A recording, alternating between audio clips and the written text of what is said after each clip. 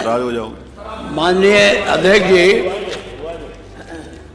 मैं माता प्रसाद जी, आपका आभारी हूँ कि आपने मैं ज्यादा नहीं, मैं बुलवाता हूँ वो राजा भी। अच्छा, दूसरे बुलवाएंगे अभी? नहीं, मैं पहले पूछूं खड़े क्यों हैं, तो मैं बैठ जाऊं? बैठिए, आपकी बात इसके बाद आप बुलवाते। बताइए राजा भैया, माननीय अध्यक्ष, क्या बोलना है? संभल के विषय में ही चर्चा नहीं है, मैं हम अपना चर्चा नहीं है राजा भैया, भी कोई चर्चा स्वीकार नहीं कर रहे हैं माननीय कि चर्चा कराई जाए या ना आप कराई जाए। ऐसे तथ्य जो ना आए हो कुछ बताना चाहते जी, 5 मिनट 5 मिनट नहीं 2 मिनट, कुछ तथ्य जो इस सदन में रखे गए, इसके बाद आपको उनको भी सूचना दी है, तो श्रीमान वो आपत्तिजनक है। कुछ बिंदु मैंने भी उनकी भी नोट नोटिस है। इस सदन की कार्रवाई लाइव देखी जाती है, रिकॉर्ड रहता है। माननीय नवाब साहब हमारे बहुत अच्छे मित्र हैं, साथ में मंत्रिमंडल में भी रहे। पहली बात तो यह स्पष्ट हो जानी चाहिए कि जो सर्वे हो रहा है वो न्यायालय के आदेश पे हुआ है, और जितने लोग बोले हैं इन्होंने पत्थरबाजी का कोई जिक्र, कोई चर्चा नहीं की। अब हम एक चीज तो ये भी जानना चाहेंगे कि क्या पत्थरबाजी करने से न्यायालय का आदेश बदल जाता है? अगर न्यायालय ने किसी सर्वे का आदेश दिया तो उस आदेश को पलटने के लिए क्या तरीका है? उससे बड़ी अदालत में जाएं कि सड़क पे खड़े होकर के पत्थर प्रशासन के ऊपर और पुलिस के ऊपर चला जाए। आज तक कभी प्रशासन का निर्णय, न्यायालय का निर्णय इससे बदला हो तो? दूसरा श्रीमान, पुलिस और प्रशासन के लोग जो घायल हुए हैं उनके प्रति किसी ने कोई पीड़ा, कोई चिंता व्यक्त नहीं करी।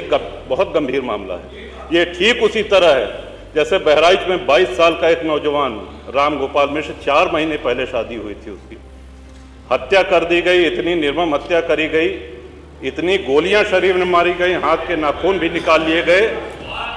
अपराध क्या था कि उसने अपने धर्म का एक झंडा लगा दिया।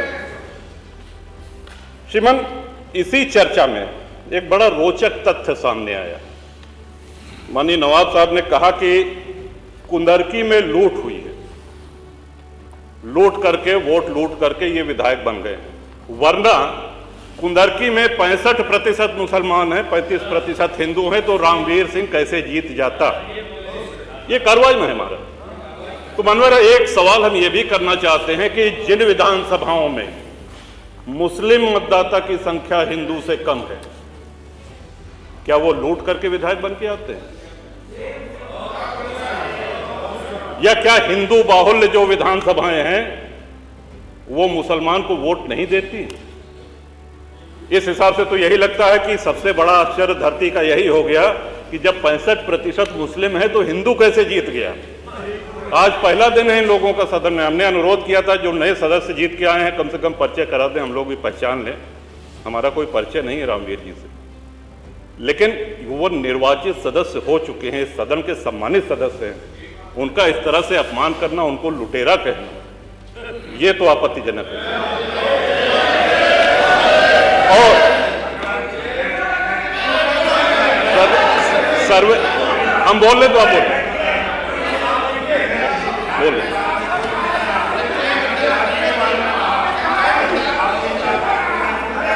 माननीय अध्यक्ष जी, 2 मिनट में अपनी बात 2 मिनट में अपनी बात समाप्त कर रहा हूं। 2 मिनट में अपनी बात समाप्त कर रहा हूं। हम लोगों ने भी बड़े धैर्य से सुना। तो इस सदन का एक क्राइटेरिया, एक मापदंड क्या ये तय मान लिया जाए कि जहां हिंदू अधिक है वहां हिंदू विधायक को ही जीतना चाहिए, मुस्लिम विधायक सिर्फ वहीं से जीतना चाहिए जहां मुस्लिम की आबादी 50% से अधिक है? अगर ऐसा नहीं हुआ तो ये मान लिया जाए कि वोटों की लूट हो रही है, या विधायक लुटेरा बन के वोट को लूट करके जीत करके आया है, बेईमानी से आया है। तो श्रीमान, ये तो इन शब्दों को कार्रवाई से हटाया जाना चाहिए। ये सदन के विधायक का अपमान है। और एक बात और कही गई कि सर्वे शांतिपूर्ण चल रहा था। एक हिंदू होने के नाते, एक सनातनी होने के नाते माननीय अध्यक्ष, हम तो ये कहते हैं कि न्यायालय किसी भी मंदिर पर सर्वे का अगर कोई आदेश करती है तो मैं नहीं समझता कि किसी भी सनातनी, किसी भी हिंदू को कोई आपत्ति होगी। हमने किसी के धर्मस्थल तोड़ के अपने धर्मस्थल नहीं बनाए। करें जहां करना हो सर्वे करें, हम कभी गुम्मा अद्धा नहीं चलाएंगे, हम पत्थरबाजी, हम न्यायालय के निर्णय का सम्मान करेंगे। तो शासन का काम, प्रशासन का काम तो न्यायालय के निर्णय को लागू कराना होता है। तो इसलिए माननीय अध्यक्ष जी, इस पे चर्चा कराई जाए। चर्चा में भाग लेने की इच्छा इधर भी है, इधर भी है, बहुत से लोगों की है, और चर्चा कराई जाएगी तो बहुत सी सच्चाइयां सामने आएंगी। बहुत बहुत माननीय नेता प्रतिपक्ष।